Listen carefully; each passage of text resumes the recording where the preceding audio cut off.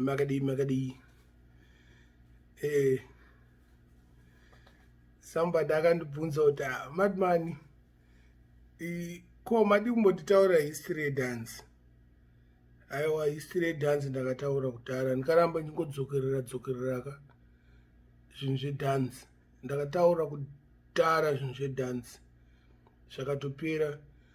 Vamwe vanhu varimo mudance ngavambotaurawo zvinhu zvedance. Andikangoswera ndichingotaura nezvevamwe vanhu ka ndakumbotaurawo nezvangu. Waiziya? Yes, I love and respect my elders wanga varimo mudance and what not. Saka ndirambe ndingoripita zvinhu zvisina nebasa rese. Ndasvika pastage yekuti I want to be that man who makes other men do better, or women. You know, just that wisdom, knowledge, and understanding.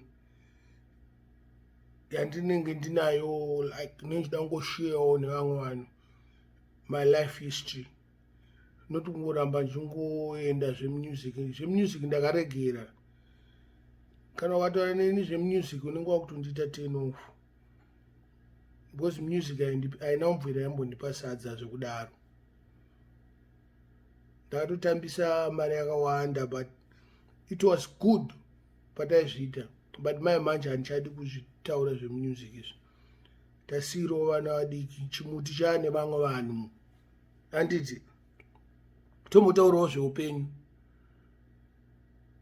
Because upenyu ndo chinhu chekuti music is life. But handikamboramba ndakasitika kapa music. Vapfana vacho vari music mazuva ano vakutozviita kunge ndo madhara emusic. Inini ndakataura zvonzi mati Minox uda kuzviita kunge unonyanyoziya zvemusic. Uda kuzviita kunge ndo mambo wereggae. Handisi mambo wereggae. Reggae inorira kana pasina inini. Ndakasvika zviripo. Waiziya? Zvavana vadiki izvi. Kwanditi ni 52 years nongoramba ndichingoita tek nereggae. That's nonsense. Ndakungoteererawo 1 or 2 music dzangu marabadop style. Zvinhu zvekunana 1979, 1980. Pamwe the latest yandoteerera inenge iri 1986. Ndo zvandakuteerera ini. You know, let's just educate. I'm just educating myself. Saka mwe munhu kana achitowana that wisdom, knowledge and understanding from me, that's okay. I appreciate it because these times are hard. Near COVID-19, people are dying and vamwe vasuda kuvaccinatwa. Aiwa, vaccinatwa boys dzangu nevasikana vacho. Tutangira ipapo tozoendawo mberi. Families are dying nenyaya yeCovid-19. Vamwe vanoti hakuna COVID-19 iriko. Paichasvika knocking oti at your door kana yauraya 3 hama dzako at once kana 2 hama dzako at once, popa uchaziva kuti iriko. Hazvichuze vanhu vane mari chete. Kana iwe usina mari inokutakura.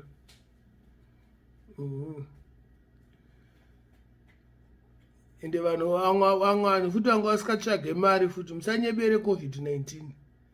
Wagara wanga wasikatsvage mari. Wagara hapana zvawaita, waingokumbira. Wauda kunyebera COVID-19 kana kushanda wanga wasikadi kushanda. Tinava vanhu vari kudiaspora kuno. Haadi kushanda. Aswera angori pawelfare achingopiwa mari newelfare. Swera achingokumbira. Aiwa. Izvo zvitakazviramba izvo. Indatange ndisikashande kaini upenyu hwangu, but ndotoshanda. Mamwe mazimba akatondora ndichishanda, ndaitoshandira nhingi car rental company inonzi Avis budget car rental for 5 years. Ndaisenza kuairport. Hapana motikari yandisina kudriver inini. Inonzi inorenteswa kuCanada except zvima-luxurious cars zvanaona Porsche, ana Corvette, ana Maserati, haidzo dzandinawo driver. but any other regular car, Jaguar, Benz, BMW, any American car, I drove those cars. I know how to start them. I know my gears are pap. That drive a motor in a 3 kilometers per dashboard. Unotora motikari kuningi ichingoburiswa mushipi chipakwa bonzi mina munotora motikari dziuye pana. Yeah.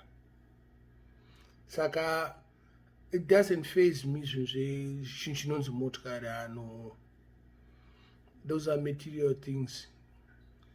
You can have a car, you can have anything, a house and whatnot. Yes, they're required in life, but sandishainire nezvo ende wakada kushainira mumwe munhu ka hauvigwe nazvo unozisiya ndezvepasi pano.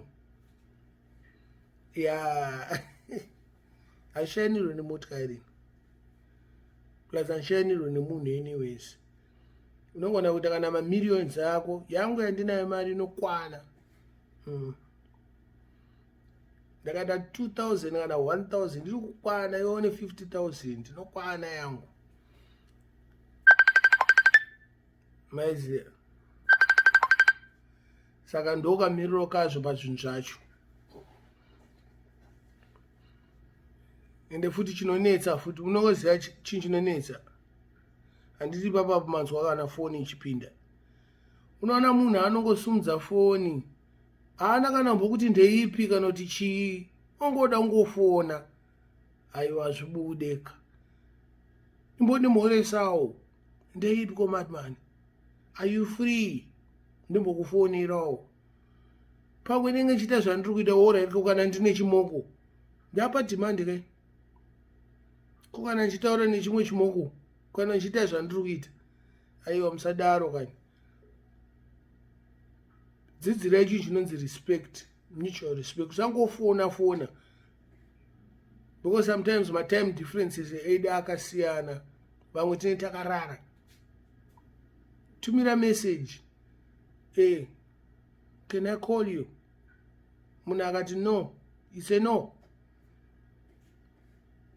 Ufona anogona kutaura ndokufonera kana ndapedza basa kana ndokufonera kana ndakumba kana ndokufonera kana ndamuka. But lately I've been having calls left, right and center. Yeah, I don't really complain, but this is the education. This is the education yacho iripo plus ndakazvipinza munyaya dzacho. Saka why should I complain? I'm the great mad Minox, Godfrey Chafudzika, Ghetto Crown King. I did it. But zvinofadza kuti munhu wese nevaya vanga vasingandiziva vakukwanisa kuzivawo zvandiri nekararamiro kandakaita. Zvakawanda zvandakaita muupenyu hwangu, but pane zvimwe zviri personal ka. Pane zvimwe zviri personal, I don't answer those things unless I feel like talking about it. You know, pane zvimwe zviri too personal. Vanhu ungoziva pekugumira. Usandibvunze zvinhu zvisina nebasa rese. Zvekuti iwo ndakakubvunza unotadza kuzvipindura iwo pachezvako. You understand? Ngatibvunzei nai zvinhu zviri real. Noti undibvunza zvinhu zvandabva kutaura, wakuda kundibvunza futi ndizvidzokerere futi hazvibudeka. Handiti? Kana uchida kuziva something, make sure kuti chauda kuziva handina mbopera ndachitaura. Handiti? Mumwe munhu akandibvunza kuti are you gonna get married again? Yes, I'm gonna get married again. Are you looking forward to get married again? Yes, I'm looking forward to get married again. Because there's gonna be a time pandenge ndiri pandichasvikawo time yekuti handichakwanisa kuita zvinhu zvakawanda, wangogara wangomuka nekugara nekuona kana une TV ndokungoonayo. Unomuka nekuona TV nepartner yako muchingoseka muchingotaura zvamunotaura, you know what I mean. Looking back,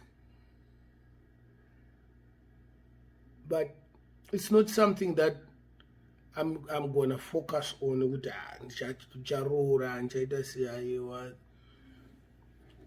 Getting married is a blessing sha, zvangufanira nekuita mwana. Munhu wese anoda murume, munhu wese anoda mukadzi. Murume wese anoda mukadzi, mukadzi wese anoda murume. But kune vakadzi vanoda vakadzi, kune varume vanoda varume. Saka zvinongoera kana uchida kuita unongoita yauri kuita zitoita yatiri kuita. Varume tuvarume nevakadzi tuvakadzi, munongoita yamuri kuita. Respect us, tokurespecta you. Hatina kana pressure. Hafanike handisina kana pressure. Kudhara nandiri against it, but unongoziva kugara diaspora unopedzisira wangotolerata zvinhu zvisina nebasa rese. I have friends vanoita izvozvo, but what can I do? A friend is a friend. You know, you gotta respect them. Hakuroora ticharoora zvedu. But handisida kuroora zvekupushwa ka, aiwa handisi kuda kupushwa ka, handisi mwana mudiki ka. Zvekusaidzirwa kuti nge ndiri kuhigh school kunzi nyenga munhu, aiwa.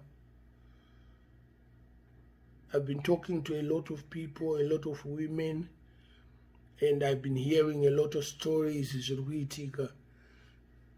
Like I said, vamwe vanhu vanotaura kuti madbidox ndakaitwa yawakaitwa. Aiwa, yawakaitwa ndo yawakaitwa. Nyaya yako yakatosiyana neyangu Germany. Ndiyoyo. Aiwa. Uchaenda through healing process but yatakapinda aiwa, it's a long thing.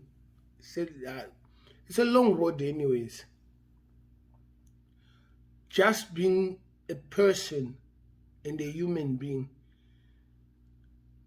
anotolerator, no understander zvinhu zvakawanda. It's a very, very, very long road. I see sprinting guy. It's a long distance. Toti zvakonosvika. But ndo nyaya yacho. Hakuroora ticharoora. And the other thing, like I said, I want to be that man uya murume uya anoita kuti vamwe varume vaoneke kunge varume pavanhu. Kana uri mukadzi wofutika uchaonekwa semukadzi pane vanhu, uri well respected. Vamwe vanogona kunditi handiri mboko, ndiri madman, ndopenga. Handipenge. Ndofollow hangu mamwe macomments. Ndiri munhu wana akatsvukwa and anotsvukwa everything that you can think of in Zimbabwe, every insult you can think about in this world ndakaitsvukwa ini. Whether pa Facebook, pa YouTube, but don't make a mistake kuzviita in person kana kuuya kuinbox ndokupedzera. Wangoita mistake chete yongoya kuinbox kwangu uchifunga unokwanisa kundituka inini ndokupedzera. You wish you never did it. Kana kuita kavidhio kako uchindituka inini, ndokupedzera. Ndopinda kana nemburukwa mamai vako, ndopinda inini. Ndozvandiri. Ndotaura sezvazviri futi. Every word zvokutoti don't please just comment and just be respectful pama comments. Ndoziva kuti mune muchindituka, hamuwirirane nezvanenge nchitaura. You can say whatever you want, but at the ending of the day, how do you feel? Zvinhu izvo zvakataurwa kwauri. Vamwe venyu munogona kutozvisungirira zvakataurwa kwauri handizvisukirira ndinenge chitoseka zvakuti havana vanopfeka this keyboard warriors ari kundituka anofunga kuti I don't care shawara, I don't feel anything. Ndakarwadziwa kudhara sha. Musoro wangu nemiri wangu wakamboita almost separated. Ndachikoka mutsimba ndakarwadziwa kudhara. Amai nababa vakafa saka hapana. But anyways, one love. Take care.